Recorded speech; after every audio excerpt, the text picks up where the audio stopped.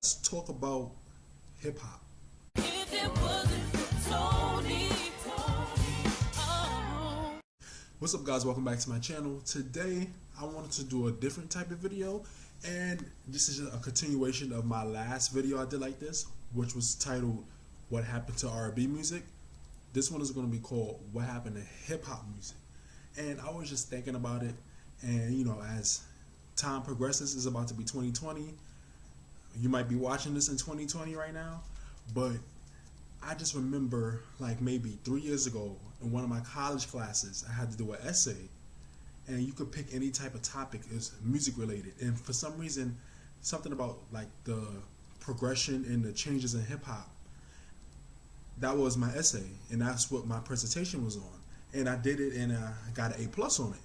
And like maybe 3 years later, now I'm thinking about it, and I'm like, wow, what really happened to hip hop music over the last 30, 20 years that has changed so significantly to be where it is now. My opinion, right? Okay. Now, And hip hop is so horrible, it's bad, because like any other genre, everybody has their own opinion, everybody has their own taste, everybody has their own reason for listening to hip hop. No, you know what I'm saying? Like, not everybody wants to listen to hip hop for a poetic reason, some prolific thinking, pro black music, you know what I'm saying? Like, but there's something that happened. There was a shift somewhere along the lines. There was a shift that changed hip hop forever, basically. And this the question I pose is a rhetorical question, but it's also one that I think has answers. I have answers, and I know y'all have answers, and we're gonna talk about it. So let's go. It started off in the New York City neighborhoods, specifically like the Bronx, and like the roots of hip hop grew from talking about oppression and things like that. You had groups like Public Enemy and NWA talking about like fight the power, police brutality, things like that, right? Then along the way, that gangster rap and like that, oppression rap turned into like sex, money, drugs, violence. You know what I'm saying?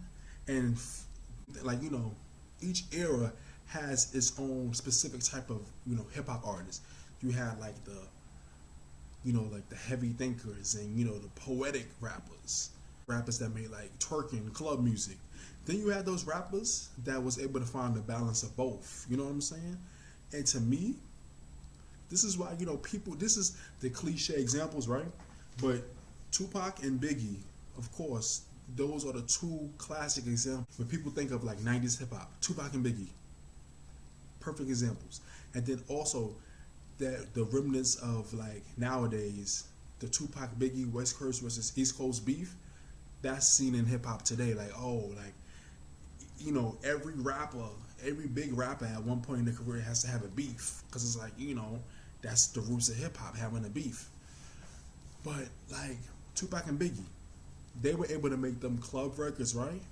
But they could also make prolific music, and music that makes you think, and music that's like that you can sit down and you listen to the words, you look up the lyrics, and you be like, wow, like you really think about it. But then, like I said before, they could also make them club records, and that was just the balance of being a hip hop artist back in the '90s. Back in that day. But I don't even say back in the '90s, basically back in the '90s. I feel like towards the early 2000s, that's when that shift really came, where it was just became, and to me, the biggest thing that changed the hip hop, and a lot of y'all might agree, a lot of y'all might disagree, but I feel like Soulja Boy had a big influence on the change in hip hop. But he came out with "Crank That Soulja Boy," and this is 2005. This is when the internet was just getting popping. MySpace, before Twitter, before Facebook, before Instagram. MySpace was really getting popping, and Soulja Boy had this big hit, "Dancing," and he had the little dance to go with it, and it went #1. And mind you, this Soulja Boy did this like almost, if I'm not mistaken, he did this independently. So this that took on its own form. Where it's like this young teenager just made some random song about dancing. He had a little dance to go with it. It went viral. It went to #1 on the and not the hip hop charts, not the R&B charts, not the black charts. The main Billboard Hot 100. It went #1 on that. And everybody in that summer was like, you know, everybody was doing that. The Superman, everybody. I remember I was in like 5th or 6th grade. I was even doing it. You know what I'm saying? So I can't sit up here and be like, oh, Soulja Boy messed up hip hop. When I know back in the day I was doing the dance. You know what I'm saying?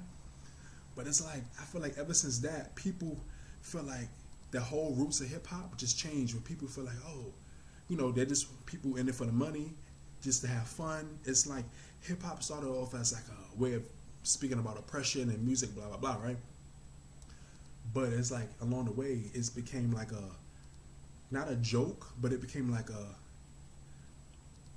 cash grab. Like, oh, let's make this little dance. Like now, that started the wave of the dance craze music. Every little song got a little dance to go with it for that summer. Everybody doing the dance. Y'all know what I'm talking about. From 2005 on, you know, even take this back all the way to 2001 with the Harlem Shake. But I feel like, especially when Soulja Boy came out, after that, every summer there was a new rap song with a new dance, with a new, you know, with the video to go along with it. Everybody was doing it that summer, you know, especially in the urban neighborhoods. And then if it really popped off, it went to the mainstream audiences, like all over the country, all over the world, that type of thing. You know what I'm saying? Where an artist can go in Japan or Australia and people would know the dance and the song. And that leads into, I feel like the newest era of hip hop is like trap. Now you can label trap as its own type of genre, but it's a subgenre under hip hop. And I feel like trap, who's the leaders of that? Like I could say Future and a lot of the main artists that comes in my mind is Future. You could say maybe 2 Chainz, a lot of them. Every song, like I said, is about drugs, money, sex, violence, guns, and all these other rappers. And that's the thing, the influence on these kids nowadays, this generation nowadays, is heavy. Because even though a lot of these rappers, you might never heard a song of them, never heard a rap of them, you might not even know how they look, but you go on their Instagram and they got 10 million followers, 5 million followers. You be like, damn, are they really that popular? You never heard a song of theirs on the radio or nothing. But then another thing, you go on their Spotify, some of their songs got like 200 million streams. It's like, damn. It's the same type of beat, the same type of rhythm, the same type of, and I know a lot of people do this, it's the same type of, you know, that same type of flow on it. Where it's like that chopped up and screwed type of flow. You got gunshots in the background with the instrumental, with the beat. It's kind of like, damn, everything's about, and the influence, like I said, the influence is heavy. And I think about Lil Wayne. Lil Wayne, at one point, Lil Wayne was untouchable. But then, I remember when the Carter 3 came out, we got that album. I used to play it in my father's car. We played that album out that whole summer and beyond. We played the whole album out. But along the way, Lil Wayne, I feel like Lil Wayne lost his touch. You know what I'm saying? Like, I feel like each era has its own, its ups and downs with hip hop. But it's like something along the way. It's just like hip hop change, and like if the beat is not boom boom boom boom boom, if it's not a lot of banging and booming in the beat, people don't want to hear it or they think it's boring. Drake is another example. Drake is another example. He knows how to switch flows and stuff. He knows how to dibble and dab in different genres, and he has success because he knows how to formulate it. He knows how to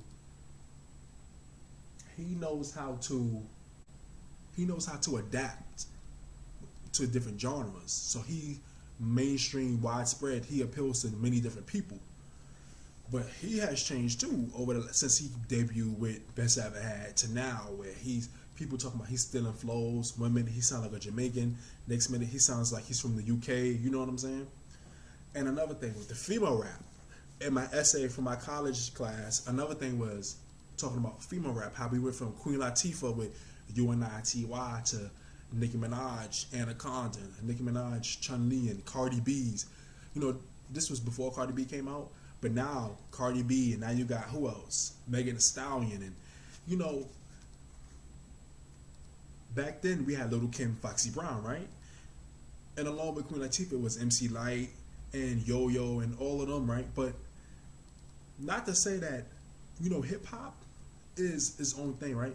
Not everybody, like I said before, not everybody wants to hear about like fight the power, we are black people, we are one, poetic justice type of things, right?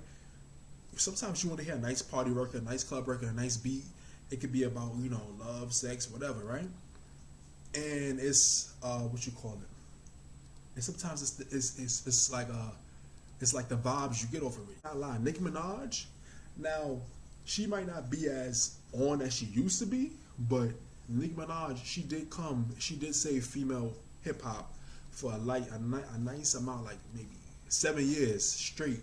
She was like the only female doing it. Now she has her arrogance and her ways that makes people dislike her and things like that, but we can't deny, like, I'm not gonna sit up here in front, like, there's some Nicki songs I used to play out, some Nicki verses and features, I used to skip songs to hear her verse. But it's like, I feel like as hip hop keeps progressing on and on, I feel like it's gonna get worse and worse. And like every other, like the most influence people want to get is like the songs talking about sex, money, drugs. And now you got young rappers younger than me. I'm 24 right now. Young rappers younger than me dying from taking drugs and this and that. And you know, these rappers rapping about it. Some of them do it, some of them don't. But it's just like, I feel like hip hop has turned into like a cash grab. Some artists are in it for the passion, and they do it because they hungry and they grinding, and they finally make it to that mainstream level to where they can afford to make money and live that lavish lifestyle. But I feel like hip hop has lost its touch, has lost its roots, and it's rapidly deteriorating as we speak. So let's see what 2020 holds for the future of hip hop. What do y'all guys think about the future of hip hop? What do y'all guys think about the current state of hip hop? Who are your favorite hip hop artists from the past? Who are your favorite hip hop artists now? Let me know. Do y'all agree with me? Do y'all understand what I'm trying to say about what really happened to hip hop music from like the late 70s on to now? And we know, as like I said, as music progresses, each genre progresses.